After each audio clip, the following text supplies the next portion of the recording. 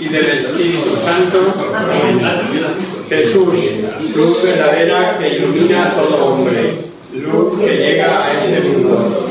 Nosotros sabemos que tú has venido de Dios el Padre para ser nuestro Maestro y que enseñas los caminos de la verdad. Las palabras que oímos de ti son espíritu y son vida. Pero ¿quién es digno de abrir el libro rompiendo el sello? Tú solo, tú que diste tu vida por nosotros y nos compraste a Dios con tu sangre. Danos a conocer los misterios del reino de Dios y las inagotables riquezas de tu corazón. Descúbrenos los tesoros de la sabiduría y de la ciencia de Dios que en ti se ocultan. Haz de tu palabra penetre nuestras almas y guíe con luz nuestros pasos. Ilumine nuestras sendas hasta que amanezca el día y se disipen las tinieblas. Tú que vives y reinas por los siglos de los siglos. Amén. Muy bien. Pues bienvenidos todos, incluido Oscar, lo tenemos allí al fondo, que se ha enterado con un cartel y aquí lo tenemos. Estamos terminando el libro de Apocalipsis, que es el objeto de nuestro curso este año, el último libro de la Biblia. Y nos habíamos quedado hace 15 días, porque el lunes pasado tuvisteis una charla extraordinaria sobre introducción a la Sagrada Escritura, creo, ¿no? Fue interesante. Sí, y nosotros vamos a retomarlo donde lo habíamos dejado hace 15 días, ¿no? Para que os situéis, estamos en el capítulo 19 y vamos a leer el 1 y el 2 para seguir por enganchar, porque habíamos avanzado ya el 1 y el 2, pero los vamos a leer de nuevo. 19, 1 y 2. Después de esto oí una fuerte voz, como de una muchedumbre numerosa en el cielo, que decía: Aleluya, salud, gloria, honor y poder a nuestro Dios, porque verdaderos y justos son sus juicios, pues ha juzgado a la gran ramera que corrompía la tierra con su fornicación, y en ella ha vengado la sangre de sus siervos. Perfecto. Bueno, pues ya habíamos comenzado a explicar este comienzo de este capítulo. Primero habla de que hay una muchedumbre numerosa. No sé si os acordáis cuando preguntaron a Jesús: Señor, ¿son pocos los que se salvan? Y la contestación revela lo poco. También leímos ahí la cita de Lucas, diciendo que solo se pierde el que quiere, ¿no? El que de verdad no está por hacer caso a Jesús. No nos dice si muchos o pocos los que se van a salvar, pero el versículo es elocuente, pues da a entender que solo se condenan los obradores de iniquidad. Dice que has juzgado la ramera, has vengado la sangre de los siervos, en este versículo 2, y alguno se preguntará, esto también lo expliqué, pero lo volvemos a repetir: ¿es posible que sientan la alegría al ver la venganza? No es así. Lo aclaramos, ¿no? Olvidándonos de los malos, de los que actúan mal, la venganza es contra el mal. El mal ha sido destruido y esto es causa de inmensa alegría. No puede interpretarse de otra manera porque supondría, como dice el comentarista al que recurrimos frecuentemente, Barsotti, sofocar cuanto hay de bueno en nuestras almas. No. La venganza de los santos es la restauración del orden violado. Podemos entenderlo mejor si decimos: el bien ha sido vengado. El santo ve únicamente a Dios. No puede ser su alegría la condenación de las almas. La alegría es consecuencia de la visión de Dios.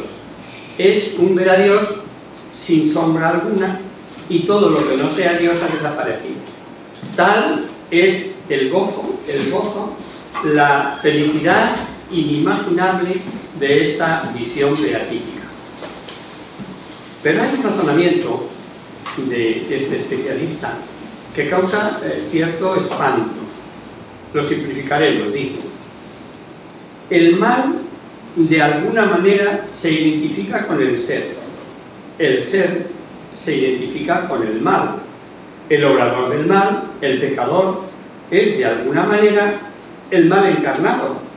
Luego, el aniquilamiento del mal se convierte en la condenación del pecador, obviamente, ¿no? Y termina el comentario con estas palabras que os decían que causan cierto espanto. Dice: ¿cómo es posible eternamente una oposición de la criatura a Dios? Se trata de un misterio, pero un misterio terrible, que al mismo tiempo revela hasta qué punto es serio el amor de Dios. Estamos tan acostumbrados a decirlo o a oírlo que no caemos en la cuenta de lo que eso significa, ¿no? ¿Hasta qué punto nos quiere Dios? ¿Hasta qué punto es serio el amor de Dios? O dicho de otra manera, dice Barsotti, que nuestro acto tiene un peso divino, tanto que con él el hombre puede resistir eternamente a Dios. Paso de ti, Señor. No quiero saber nada de tus gracias, ni de tu misericordia. Y se queda esa posición fija, como la foto finish de un final de carrera. La foto finish se quedó ahí, con el pie levantado o cruzando la bici. Imaginaros cualquier foto finish. Esto es lo que ocurre si nos sorprende la muerte teniendo dicho a Dios en ese momento: no, paso de ti. El siguiente versículo, el 3, lo que hace es añadir que el humo de la ciudad sube por los siglos de los siglos. Así ve San Juan la caída de Roma, no para un día o una temporada, sino para siempre, como la gran perseguidora de la Iglesia. La visión es semejante a la que tuvo Isaías cuando la absolución de don, ese humo perpetuo, significa la permanente memoria de la justicia divina, de ahí el decir por los siglos de los siglos. Vamos a dar un pasito más y leemos ahora del 4 al 10 de ese capítulo 19. Los 24 ancianos y los 4 seres vivientes se postraron y adoraron a Dios, que estaba sentado en el trono, y decían: Amén, aleluya. Y salió del trono una voz que decía: Alabad a nuestro Dios, todos sus siervos, los que le teméis, pequeños y grandes. Y oí como clamor de numerosa multitud, como estruendo de muchas aguas, y como estampido de poderosos truenos que decían: Aleluya, porque ha comenzado a reinar el Señor, nuestro Dios Todopoderoso. Ese es el 10, ¿verdad? Claro. Alegrémonos y regocijémonos y démosle gloria, porque han llegado las bodas del Cordero, y su esposa se ha preparado. Le ha sido dado vestirse de lino resplandeciente y puro. El lino significa las obras buenas del pueblo santo. Y me dice: escribe, bienaventurados los invitados al banquete de las bodas del Cordero. Y me dice: estas son las palabras verdaderas de Dios. Ahí. Hasta ahí, perfecto, ¿no? De nuevo, si hemos escuchado, el cuadro es para extasiarse. Los 24 ancianos que vimos en el capítulo 4, como ese gran senado de apóstoles, patriarcas, representación de todos los del Antiguo y el Nuevo Testamento, y que, como dice el Padre Alio, representan idealmente a la humanidad rescatada. Y los 4 vivientes dicen que soportan el trono de Dios, todo lo que significa el Evangelio, ¿no? Y todos de hinojos, adorando a Dios y diciendo su amén y aleluya. El versículo 5 ofrece una maravillosa luz sobre la vida del cielo. Es algo muy profundo. Es digno de meternos en lo que se nos dice y de ser meditado. Pues hemos oído que dice ese versículo que salió una voz del trono. ¿Quién está en el trono? Dios. ¿Y qué dice la voz? Alabad a nuestro Dios. ¿Cómo se explica esto? Pues muy interesante la explicación que da Barsotti, ¿no? La alabanza que le rinden los santos es la misma alabanza que da al Padre el Hijo unigénito, que ha asumido unidad de naturaleza y en cierta manera en unidad de persona a todos los hombres, a todas las cosas, de modo que la alabanza de los ángeles, la gloria de los santos, no multiplica su gloria, es la alabanza eterna del Hijo de Dios, que está ahí en el trono. No es la voz que sale del trono una exhortación a la alabanza, sino la alabanza misma del Hijo que atrae hacia sí todas las criaturas. Ahí estamos nosotros, todos los creados, y si bautizados, todos formando parte del cuerpo místico de Cristo. El cabeza, nosotros miembros.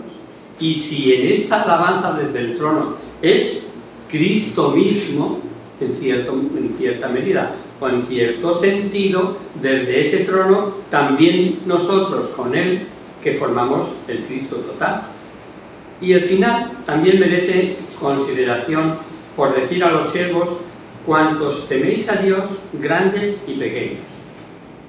Muchas personas desconocen lo que en la Sagrada Escritura significa el maravilloso don del Espíritu Santo, del santo temor de Dios.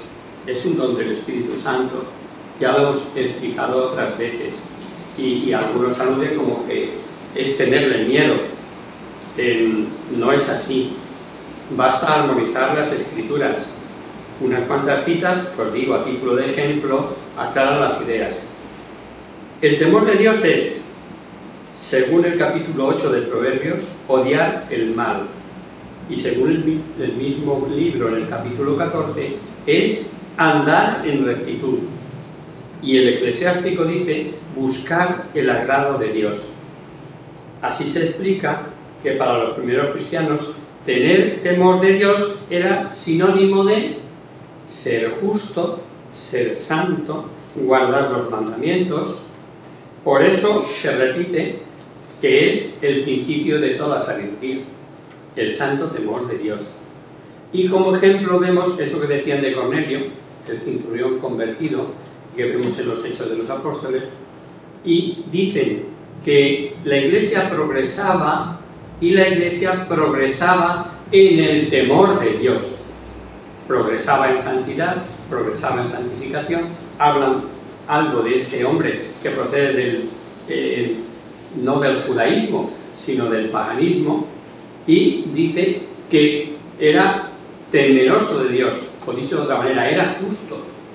Le alaban, no le están criticando. Y choca que este versículo 5 invite a esta alabanza de grandes y pequeños. ¿Pueden todavía seguir asistiendo allí pequeños y grandes? Más bien parece que la invitación es que abarca a la iglesia peregrina, a la que todavía no llegó allá, pues el texto dice, siervos y cuantos teméis a Dios. Lo que hace suponer es también para los que aún no han llegado, aún no estamos en el cielo.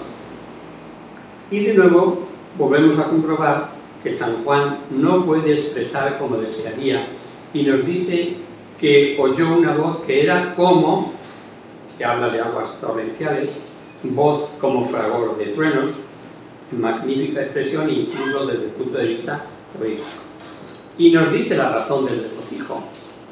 Llegó la boda del Cordero con su iglesia y la ve, como ya leímos que nos dijo San Pablo en su carta a los Efesios, no sé si lo recordáis, sin mancha ni arruga, y ahora expresado en este símbolo, vestida de lino brillante y puro.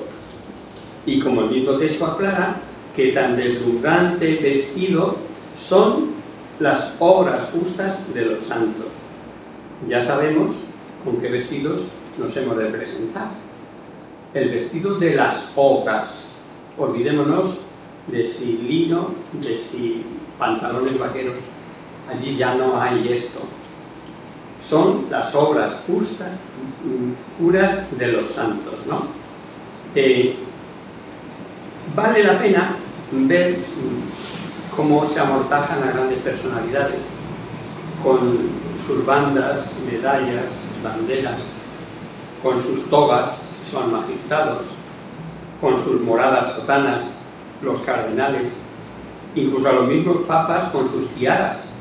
Pero todo eso se queda por aquí abajo, y para hacerse polvo también en la tumba. La ropa, para presentarnos allá, son, una vez más, las buenas obras. Esas son las únicas que nos acompañan al otro lado, ¿no? Y esas no van a la tumba, esas nos acompañan siempre. Por otro lado, esta vestidura de lino puro, esplendorosa y blanca, es la que ilumina y transfigura la naturaleza humana. Recordaréis en la introducción, allá por octubre cuando empezábamos, que hablábamos de que en el Apocalipsis encontraríamos 7 bienaventuranzas. Pues aquí está la cuarta. Bienaventurados los invitados al banquete de bodas del Cordero. Es algo tan grande ser de los invitados, presenta una perspectiva tan risueña y de tanto consuelo y aliento para el momento de las pruebas, que parece como que el ángel quiere recalcarlo. ¿No veis que dice, estas son las palabras verdaderas de Dios?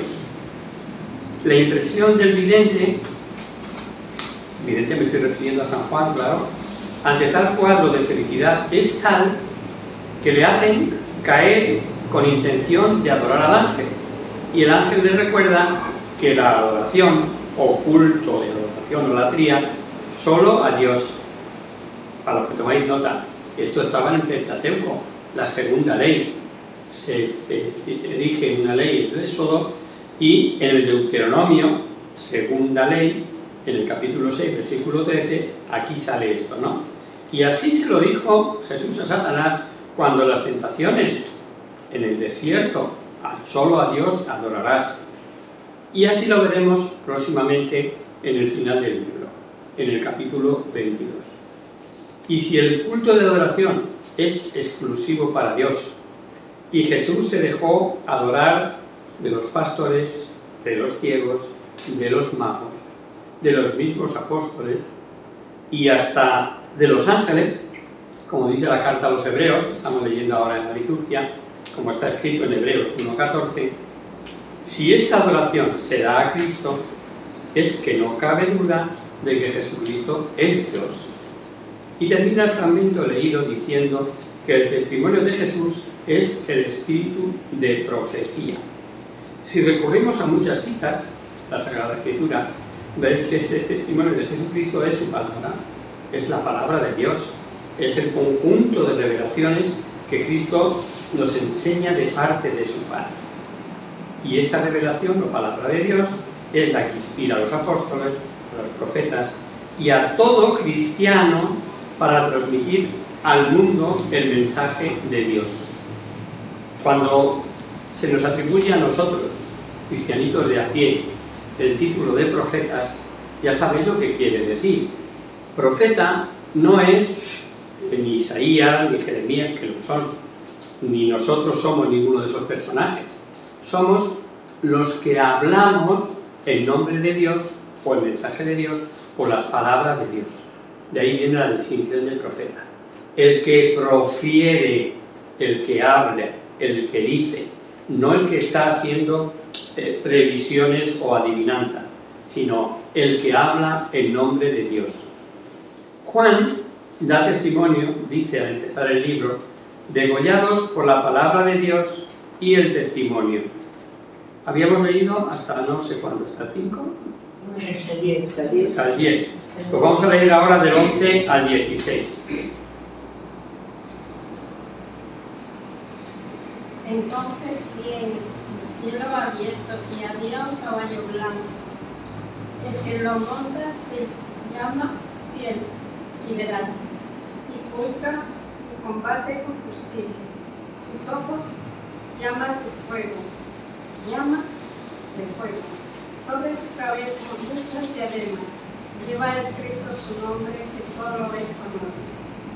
Viste un manto empapado en sangre y su nombre es la palabra de Dios.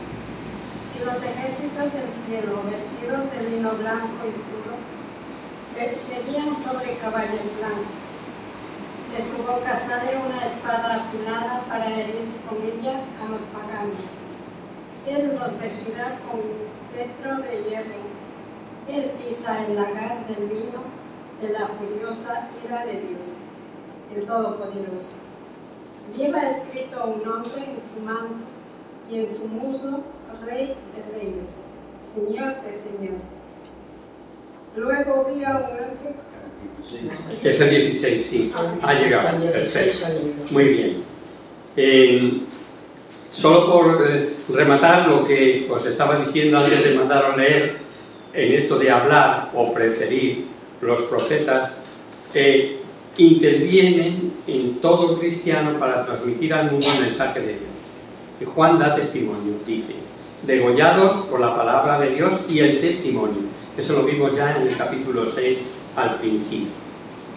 Y sabiendo esto, somos conscientes, los que hemos recibido, aceptado y estudiado la palabra de Dios, del uso que de ella debemos hacer. Esto es importante y no quería dejarlo sin decir porque os mandé leer sin haber hecho este remate, ¿no? La visión que nos acaban de leer es una más de las visiones que tuvo Juan y que también es para extasiarse, para volverse loco. Jesucristo, sobre un caballo blanco, se presenta como el verídico o fiel y el que todo lo penetra. Penetra toda alma, sabe lo que hay en lo más recóndito de cada uno de nosotros, atraviesa todo secreto personal. Sus diademas son incontables, no limitadas, como la que veíamos hace 15 días referidas a la bestia, que además eran de varios reyes a su servicio. No. Es una visión de Cristo victorioso. Y nos dice que lleva escrito un nombre que nadie fuera de él puede conocer. Con estas palabras se afirma la incomprensibilidad del misterio de Cristo. Dios Padre, primera persona, nos desborda. Y esto lo hemos recibido tal que no nos extraña. Es el ser infinito, pero también el Cordero, Cristo, nunca podremos medir las dimensiones del misterio cristiano. La inmensidad de anchura y profundidad del misterio de Cristo de la cruz. Eso sí que es un misterio. Y vemos que aparece o viste un manto empapado en sangre. Tanto de vencer a todo enemigo como empapado en sangre de mártires y, como no, en su propia sangre. No olvidemos la condenación de la humanidad pecadora, la sufre la humanidad misma de Cristo. Esto lo he dicho otras veces, pero cada vez que tengo oportunidad lo traigo de nuevo a colación. Si no tenéis nada que hacer, os queréis entretener en profundizar lo que es la cruz de Cristo y el dar Cristo, la sangre por nosotros, acudir al huerto. Ahora, en Cuaresma tendremos ocasión de verlo, pero sobre todo ya en la Semana Santa lo veremos con más cercanía y más profundidad. Lo que supuso el hágase de Cristo. Igual que hubo en María un hágase en mí, según tu palabra. En Cristo, en la noche oscura del huerto, de la pasión, cuando le llegaba hasta no va más, hasta sentir que se moría, sintiendo dolores de muerte, y sudó sangre, por si os ayuda. Cristo, la pureza infinita. Cristo, la bondad infinita. Cristo, y vamos resaltando todas sus virtudes y cualidades. Y ahora pensad que por la sustitución vicaria, es decir, por tomar él sobre sí todos los pecados del mundo, habidos hasta ese momento, y los que habrían de venir después, sí, vuestro pecado, mi pecado, le harían sufrir a Cristo, pues claro, siendo el más honrado, cargando con la culpa de todos los ladrones del mundo, siendo la pureza misma, cargando con todos los pecados del sexto mandamiento, sexualidad, homosexualidad y heterosexualidad que no proceda. Imaginaos así, lo que tuvo que pasar Cristo en el huerto, de ahí su sufrimiento, que después del sudor natural, del suero, que es el primero que tenemos todo, que es agüilla, dicen los expertos que viene a continuación el suero sanguíneo. Por eso dice San Lucas, por cierto que esos versículos de San Lucas de la Pasión son deuterocanónicos. ¿Qué significa eso? Porque en su día estuvieron, que es difícil de tragar, esto hay que ventilarlo, porque a ver si lo que dice Lucas procede, porque dice que sudó gotas de sangre, y no olvidemos que Lucas era médico. Tal llegó a ser su sufrimiento. Por eso digo que cuando hablamos de Cristo y del misterio de Cristo en la cruz, la condenación de la humanidad pecadora la sufre en su humanidad misma.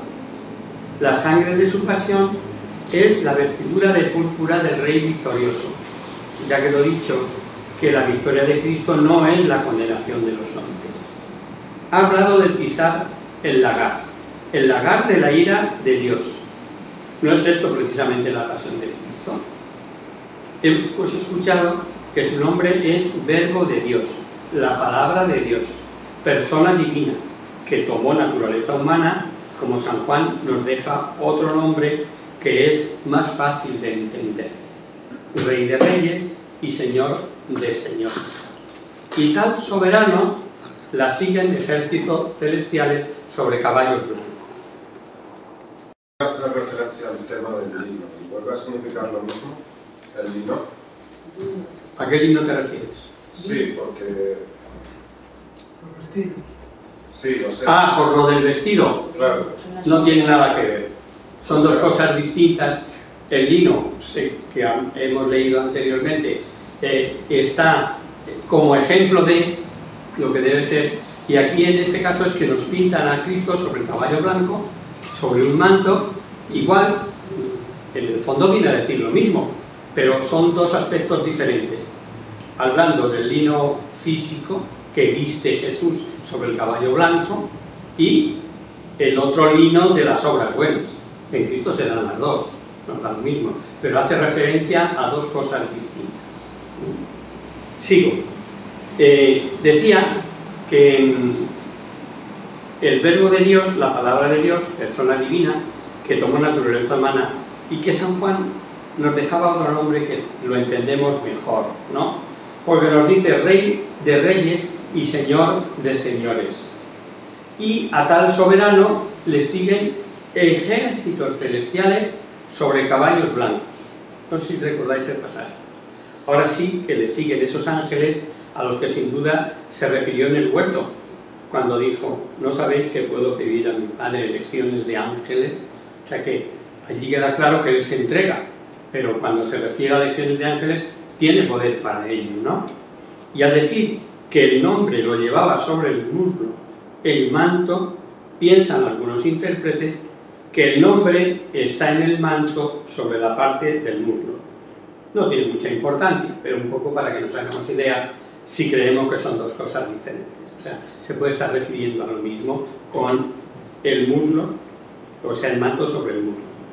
Y otros creen que se trata de un problema de traducción y podría ser, en vez de muslo, estandarte. Es un detalle que no tiene la menor importancia.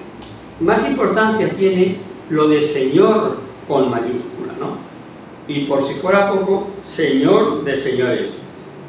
Y tiene mucha importancia porque ya desde el principio de la Iglesia empleó el título de Señor, Jesucristo me refiero, para expresar su divinidad.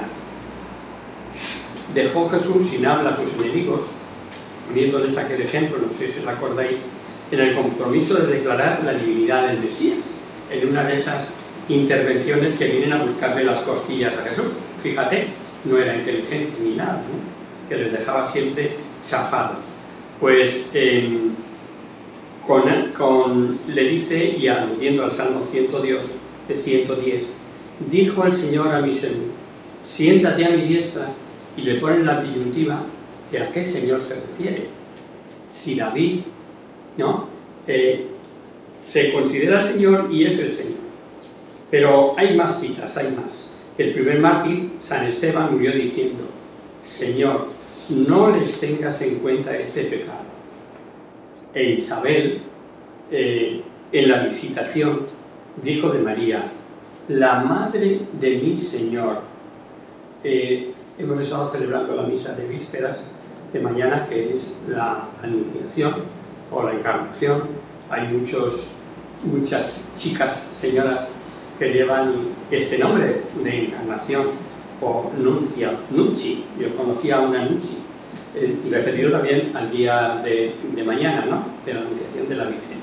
Pues le dice cuando va María a visitar a su prima Isabel, ¿de dónde a mí que la madre de mi Señor venga a visitarme?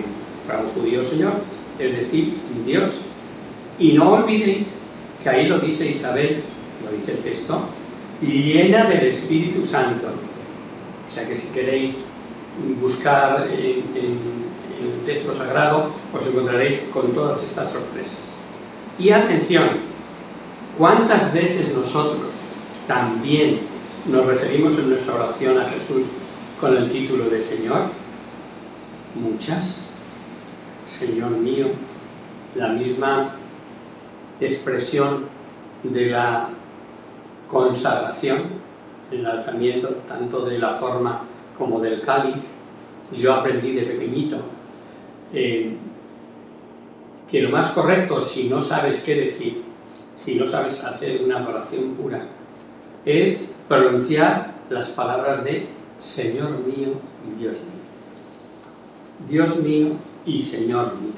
Es una afirmación que encontramos también en el Evangelio de Tomás, aquel apóstol incrédulo que cuando vinieron y le dijeron que le salía Jesús y tal y cual.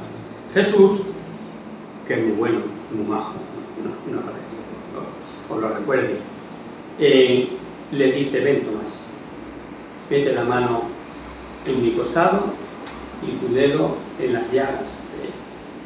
¿Y qué hace Tomás?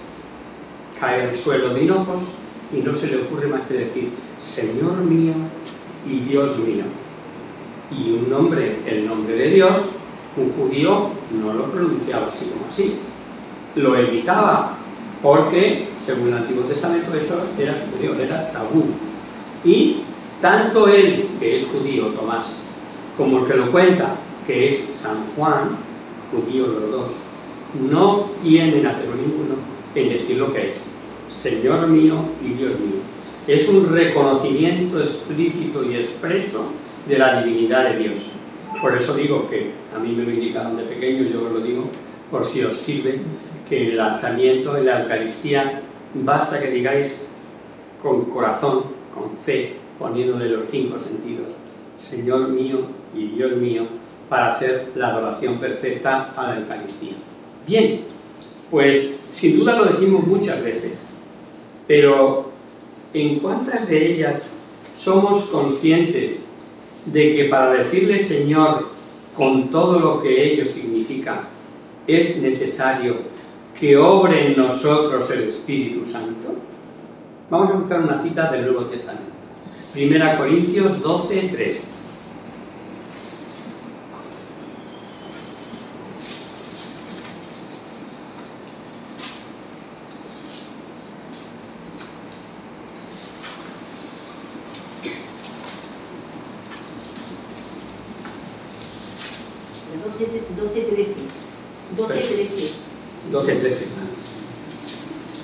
Me refiero a lo mismo, porque todos nosotros, judíos y griegos, esclavos y libres, fuimos bautizados en un solo espíritu para formar un solo cuerpo, y todos hemos bebido del mismo espíritu.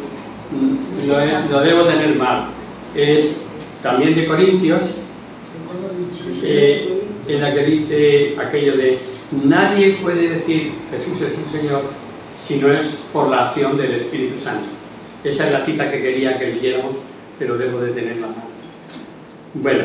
¿Qué es? ¿La primera carta o la segunda? Es la primera. La tengo aquí, así, es la 3.3. Es 3, ¿no? Sí, por eso os manifiesto que nadie, movido por el Espíritu de Dios, puede decir, maldito sea Jesús, y nadie puede decir, Jesús es el Señor, si no es movido por el Espíritu. Movido por el Espíritu Santo, o sea que la tenía bien, ¿no? La 3, no, ha dicho 12, 3. 3. Nos hemos entendido 13. Ah, os he dicho 13. Bueno, pero ahora ya nos queda claro, está en el 12.3, ¿no? Sí. Bueno, pues eso es lo que quería.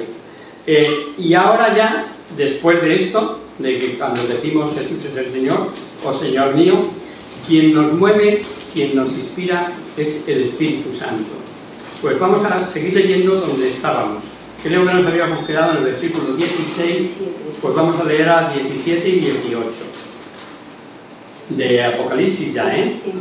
Después vi un ángel puesto de pie en el sol, que gritó con voz potente a todas las aves que volaban en el cielo: venid y reuníos para el gran banquete de Dios, para que comáis la carne de los reyes, la carne de los generales, la carne de los poderosos, la carne de los caballos y de sus jinetes, la carne de todos, libres y esclavos, pequeños y grandes.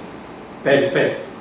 Ya sabéis la idea que tenían, que el sol se movía respecto de nosotros, y era la manera de expresar que el ángel sería visto de toda la tierra, ¿no? Y un nuevo símbolo impresionante para expresar la gran catástrofe humana.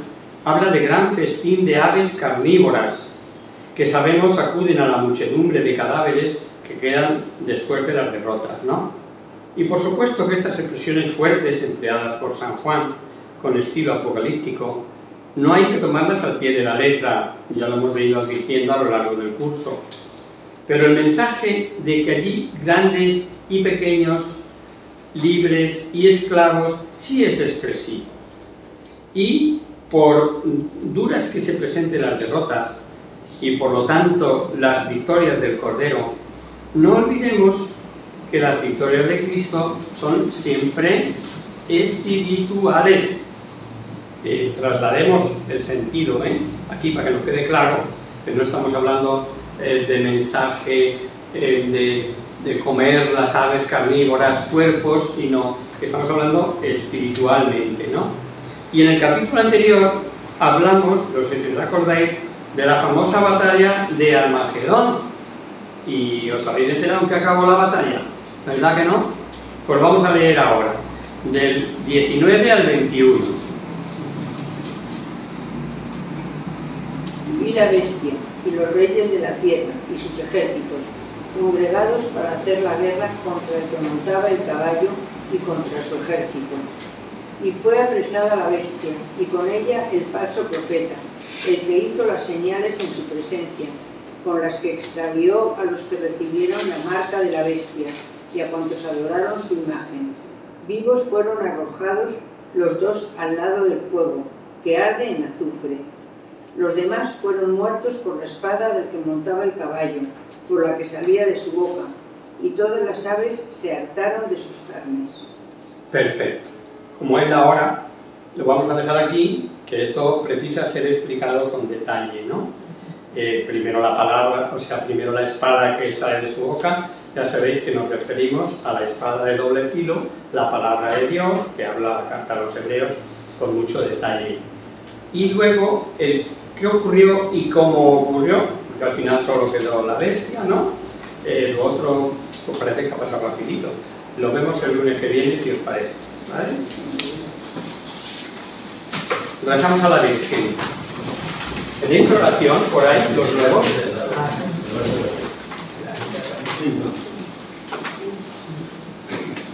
Pues rezamos la oración de la Virgen. Ahora os explico también esto de las oraciones. En el nombre del Padre, del Hijo y del Espíritu Santo. Amén. Virgen, bella como la luna y delicia del cielo, en cuyos ojos se miran los santos y se contemplan los ángeles. Haz que nosotros los hijos nos parezcamos a ti, y que nuestras almas reciban un rayo de esa belleza tuya, que no decae con los años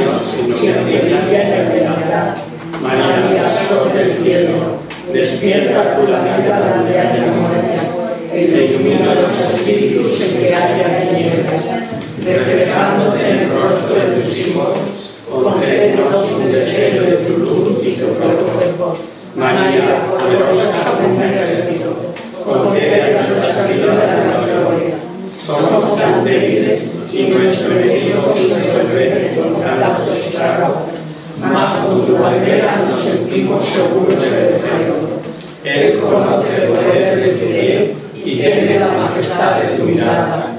Sálvanos, María, bella palabra, única como el sol, temible como un ejército ordenado, levantado en pie de guerra, no por el odio, sino por la llama